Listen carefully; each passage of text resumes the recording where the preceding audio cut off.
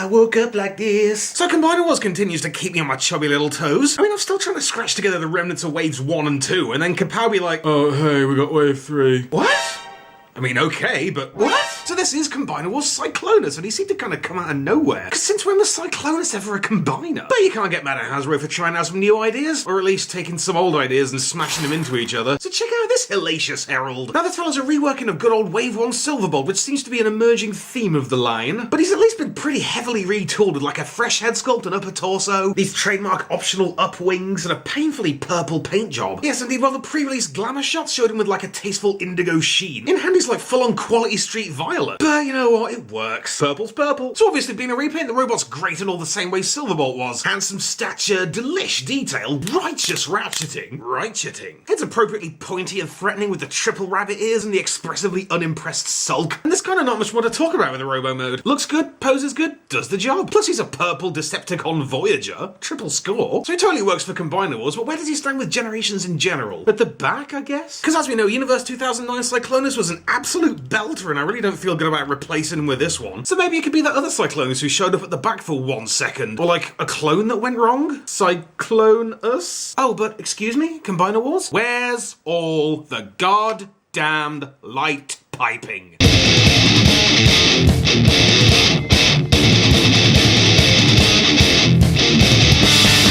You know, after all those masterpieces and whatnot, it's so nice to just transform a thing in 30 seconds. It's dumb, it's fun, it gets friggin' done.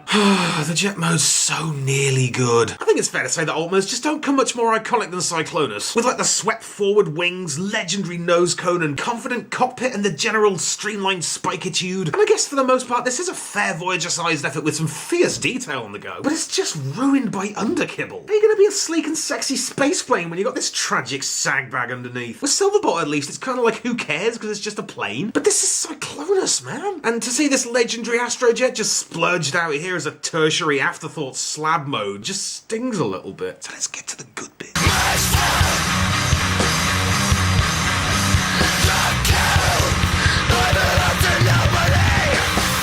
Torso transformation's precisely as gigalicious as it was last time. And suddenly, here I sit with my first complete CW gestalt. Behold, Galvatron!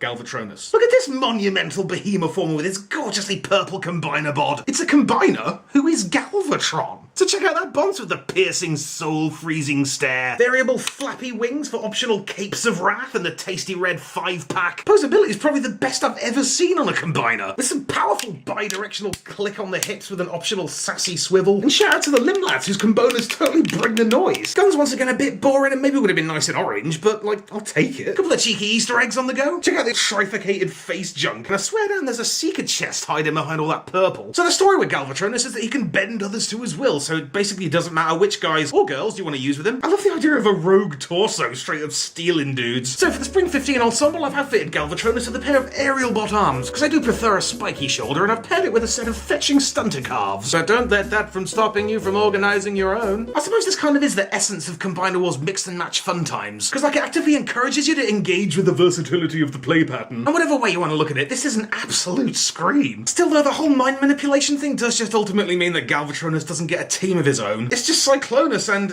nothing. And it's a little bit unsatisfying that he's the first Gigantoguy that I completed. I mean, my Superion and my Menacor are still, after several months, missing one member each. And then this guy just rocks up on his own and he's like, finished. And that's Cyclonotron Galvatron. As Cyclonus, he's a decent enough Voyager, but he doesn't scratch the matumti itch, and he just can't hold a candle to his predecessor. But who can? But as Galvatronus, he's a joy to behold. And I mean, if you're already doing Combiner Wars, you might as well. You never know, Wave 6 might just be 4 Scourges. Big time shoutouts to Andy and the folks at Kapow Toys. They've probably got a few left. P-U-R-P-L-E Tower.